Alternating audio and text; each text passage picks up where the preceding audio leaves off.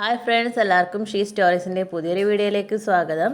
ഇത് ചിക്കനും ഉരുളക്കിഴങ്ങും വെച്ചിട്ട് ഈസി ആയിട്ട് ഉണ്ടാക്കാൻ പറ്റുന്ന ഒരു ഫില്ലിംഗ് വെച്ചിട്ടൊരു സ്നാക്കാണ് ഉണ്ടാക്കി കാണിക്കുന്നത്.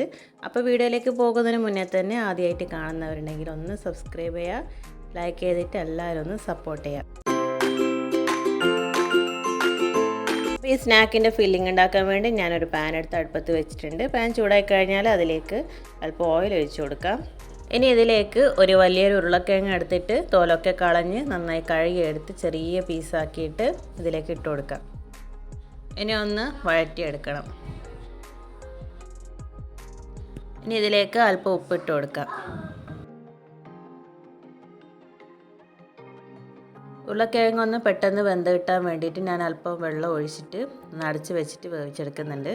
അപ്പം നമ്മൾ ഈ ഒരു സ്നാക്ക് ഉണ്ടാക്കിയെടുക്കുമ്പം ഇതിൻ്റെ ഫില്ലിങ്ങിൽ ഉരുളക്കിഴങ്ങ് അധികം അടിഞ്ഞു കിട്ടേണ്ട ആവശ്യമില്ല. അതുകൊണ്ടാണ് ഞാൻ ഇതുപോലെ കുക്ക് ചെയ്യുന്നത്. അപ്പോൾ അതിലെ വെള്ളമൊക്കെ വറ്റി അപ്പോൾ നന്നായിട്ട് തന്നെ വെന്ത് വന്നിട്ടുണ്ട്. ഇനി ഒന്ന് മിക്സ് ചെയ്ത് കൊടുക്കാം. ഇതിലേക്ക് 1 ടീസ്പൂണിൽ ഇഞ്ചി വെളുത്തുള്ളി പേസ്റ്റും ഒരു പച്ചമുളക് ചെറുതായി അരിഞ്ഞതും കൂടി ഇട്ട് കൊടുക്കുന്നുണ്ട്. അപ്പോൾ അതിൻ്റെ ഒരു പച്ചമണം മാറിക്കഴിഞ്ഞാൽ ഞാൻ ഇതിലേക്ക് 2 സവാള ചെറുതായി അരിഞ്ഞിട്ട് ഇട്ട് കൊടുക്കുന്നുണ്ട്. അപ്പം ഞാനിവിടെ ഒരു മീഡിയം സൈസ് സവാളയാണ് എടുത്തിട്ടുള്ളത്. വലുതൊക്കെ ആണെങ്കിൽ 1 മതിയാവും. അപ്പോൾ ഈ സവാള നമുക്ക് ഈ ഉരുളക്കിഴങ്ങിൽ ഇടുമ്പോൾ അധികം വാട്ടാനൊന്നും കഴിയില്ല. അതുകൊണ്ട് ജസ്റ്റ് ഇതുപോലെ ഒന്ന് മിക്സ് ആക്കി കൊടുക്കാം. മിക്സ് ആക്കുന്ന സമയത്ത് ഉരുളക്കിഴങ്ങ് കൂടുതൽ അടിഞ്ഞു പോകാതിരിക്കാൻ വേണ്ടി ശ്രദ്ധിക്കാം. അപ്പോൾ ഇതിലേക്ക് അല്പം കൂടി ഉപ്പ് ചേർത്ത് കൊടുക്കുന്നുണ്ട്. ഇനി ഇതിൻ്റെ കൂടെ തന്നെ 1/2 ടീസ്പൂണിൽ കുരുമുളക് പൊടി, 1/2 ടീസ്പൂണിൽ ഒറിഗാനോ, 1/2 ടീസ്പൂണിന് റെഡ് ചില്ലി ഫ്ലേക്സ്, പിന്നെ 1 കപ്പ് ചിക്കന് അല്പം ഉപ്പും കുരുമുളകും കൂടി ഇട്ടിട്ട് വേവിച്ചെടുത്തതാണ്. അതൊരു മിക്സിയിലിട്ടിട്ട് ജസ്റ്റ് ഒന്ന് ക്രഷ് ചെയ്തെടുത്തിട്ട് ഇതിലേക്ക് ഇട്ട് കൊടുക്കാം. വേവിച്ച ചിക്കന് പീസാക്കിയിട്ട് ഇട്ട് കൊടുക്കുന്നതിനേക്കാളും ടേസ്റ്റ് ഉണ്ടാവാൻ ഇതുപോലെ ക്രഷ് ചെയ്തിട്ടിടുമ്പോഴായിരിക്കും. അപ്പോൾ ഈക്വലായിട്ട് നമുക്ക് ആ ഫില്ലിങ്ങിൽ മൊത്തത്തിൽ ആ ചിക്കന് ടേസ്റ്റ് കിട്ടുകയും ചെയ്യും. ഞാൻ അല്പം മല്ലിയില ചെറുതായി അരിഞ്ഞിട്ട് അതിൻ്റെ കൂടെ ഇട്ട് കൊടുക്കുന്നുണ്ട്. ഇനി എല്ലാം കൂടി ഒന്ന് മിക്സ് ചെയ്തെടുത്തിട്ട് 1 മിനിറ്റ് നേരം ചെറിയ തീയിൽ തന്നെ ഒന്ന് വെച്ചിരുന്നാൽ മതി. നമ്മുടെ ഫില്ലിങ് ഇവിടെ റെഡി ആയിട്ടുണ്ട്. സാധാരണ നമ്മൾ ഉണ്ടാക്കുന്ന മസാലയൊക്കെ ഇട്ടിട്ടുള്ള ഫില്ലിങ്ങിനേക്കാളും വളരെയധികം ടേസ്റ്റുള്ളൊരു ഫില്ലിങ്ങാണിത്. ഇനി നിങ്ങൾ ഇതുപോലെ സമൂസയോ അല്ലെങ്കിൽ വേറെ എന്തെങ്കിലും ഇതുപോലത്തെ ചിക്കൻ സ്നാക്സ് ഒക്കെ ഉണ്ടാക്കുകയാണെങ്കിൽ ഇതുപോലത്തെ ഒരു ഫില്ലിങ് ഉണ്ടാക്കി നോക്കണം. നല്ല ടേസ്റ്റാണ്. അങ്ങനെ നോമ്പൊക്കെ കഴിഞ്ഞു ബാക്കി വന്നിട്ടുള്ള സമൂസ ഷീറ്റാണ്. അപ്പോൾ അത് പെട്ടെന്ന് തന്നെ തീർക്കാൻ വേണ്ടിയിട്ട് ഒരു കടി ഉണ്ടാക്കാമെന്ന് വിചാരിച്ചിട്ടാണ് ഞാൻ ഉണ്ടാക്കാൻ ഇറങ്ങിയത്. ഈ ഒരു സമൂസ ഷീറ്റ് വെച്ചിട്ട് ഞാൻ ചിക്കൻ ബോക്സാണ് ഉണ്ടാക്കുന്നത്. ഇതിന് മുന്നേ ഏകദേശം ഇതേപോലെ തന്നെ ഞാൻ സമൂസ ഷീറ്റ് വെച്ചിട്ട് എഗ് പപ്സിൻ്റെ ഒരു റെസിപ്പി ഇട്ടിട്ടുണ്ടായിരുന്നു. പക്ഷേ ഇത് ഞാൻ വേറൊരു മോഡലാണ് ഉണ്ടാക്കി കാണിക്കുന്നത്. അപ്പോൾ ഈ ഒരു സ്നാക്ക് ഉണ്ടാക്കാൻ 2 ഷീറ്റാണ് നമുക്ക് ആവശ്യമായിട്ടുള്ളത്. അത് ഇതുപോലെ ക്രോസ് ആക്കിയിട്ട് വെക്കണം. അപ്പോൾ വെക്കുന്ന സമയത്ത് അതിൻ്റെ നടുവിലായിട്ട് നമ്മൾ കുറച്ച് മൈദൻ്റെ പേസ്റ്റ് തേച്ച് കൊടുക്കുന്നുണ്ട്. ഇനി ആ ഷീറ്റിൻ്റെ 2 സൈഡിലായിട്ട് നമുക്ക് ഇതുപോലെ നീളത്തിലൊന്ന് കട്ട് ചെയ്ത് കൊടുക്കണം.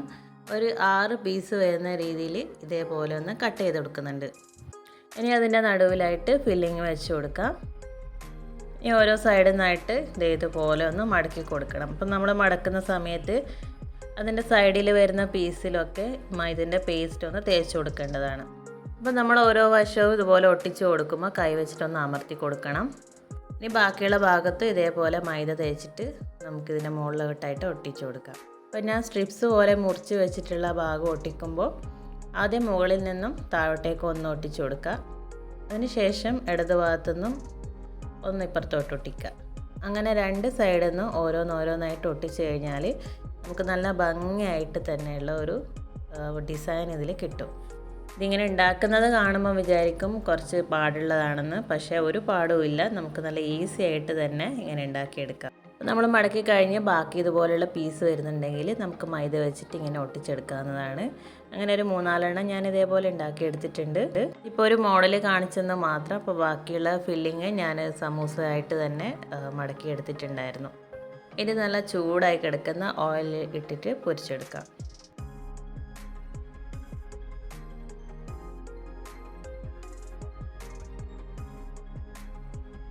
അപ്പോൾ തിരിച്ചും മറിച്ചുമൊക്കെ ഇട്ടിട്ട് നന്നായിട്ട് തന്നെ പൊരിച്ചെടുക്കാം. ഇനി നല്ലൊരു ഗോൾഡൻ ബ്രൗൺ കളറായി കഴിഞ്ഞാൽ നമുക്ക് എണ്ണയിൽ നിന്ന് കോരി മാറ്റാവുന്നതാണ്.